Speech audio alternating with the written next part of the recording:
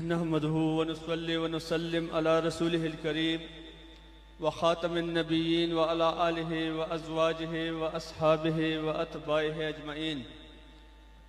انتہائی محترم معزز اسٹیج پر تشریف فرما علماء کرام، بالخصوص حضرت مولانا ماوی اعظم طارق صاحب اور پنڈال میں ہزاروں کی تعداد میں تشریف فرما ساتھیوں، دوستوں، بزرگوں، سب سے پہلے میں آج کے اس عظیم الشان کانفرنس کے انعقاد پر قائد اہل سنت فخر پختونخوا حضرت مولانا عطا محمد دشانی صاحب کو مبارکباد پیش کرتا ہوں، اور قابل تحسین ہے ان کی پوری ٹیم کہ انہوں نے اتنی خوبصورت عنوان پیغام اسلام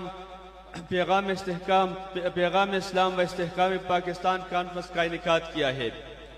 محترم دوستوں، بزرگوں، آج کا دن 14 اگست صرف ایک تاریخ نہیں ہے، بلکہ یہ ہمارے پیارے ملک پاکستان کی پہچان ہے، یہ ہماری فخر ہے۔ آج ہی کا دن تھا کہ ہمارے آباء و اجداد، ہمارے اکابرین نے قربانی کی ایک نئی تاریخ رقم کی اور پاکستان بنانے میں کامیاب ہو گئے۔ پاکستان بناتے وقت ہمارے اکابرین نے بانی پاکستان کی قیادت میں یہی نعرہ لگایا تھا کہ پاکستان کا مطلب کیا؟ لا الہ الا اللہ، یعنی پاکستان نظام مصطفیٰ کے لیے بنایا جائے گا۔ لیکن افسوس کہ وہ نظام تو کیا، بلکہ آج اس اسلامی ملک میں مساجد کو شہید کیا جاتا ہے۔ آج اسی اسلامی ملک میں توہین رسالت کی قانون پر بحث ہوتی ہے۔ آج کے اس اسلامی ریاست میں توہین صحابہ پر کوئی قانون نہیں ہے۔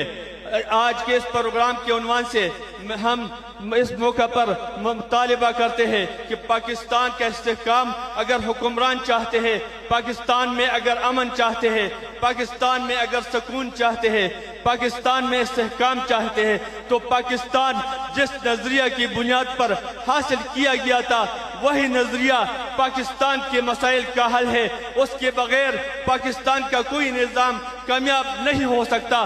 پاکستان کی استحکام کے لیے، پاکستان کی سلامتی کے لیے لا الہ الا اللہ کا نظام ضروری ہے، اور اسی مقصد کے لیے ہماری پارٹی جدوجہد کر رہی ہے۔ آج میں اس موقع پر بٹگرام کے دوستوں سے کو بھی مبارکباد پیش کرنا چاہوں گا کہ الحمدللہ بٹگرام کا ایک بیٹا، بٹگرام کا فرزند ہم جب بھی دیکھتے ہیں مسئلہ اللہ کی دین کا آتا ہے، مسئلہ ختم نبوت کا آتا ہے، مسئلہ دفاع صحابہ کا آتا ہے، مسئلہ عظمت قرآن کا آتا ہے، تو میدان میں حضرت مولانا عطا محمد دشانی ہی نظر آتے ہیں۔ جب ہم دیکھتے ہیں بٹگرام کے مسائل نظر آتے ہیں تو اسی موقع پر مولانا عطا محمد دشانی صاحب ہی نظر آتے ہیں۔ تو دوستوں، بزرگوں، اگر ہم پاکستان کو واقعی اسلامی ریاست، فلاحی ریاست بنانے کا جذبہ رکھتے ہیں تو پھر عطا محمد دشانی صاحب جیسے لوگوں کو ہم نے منتخب کرنا ہے۔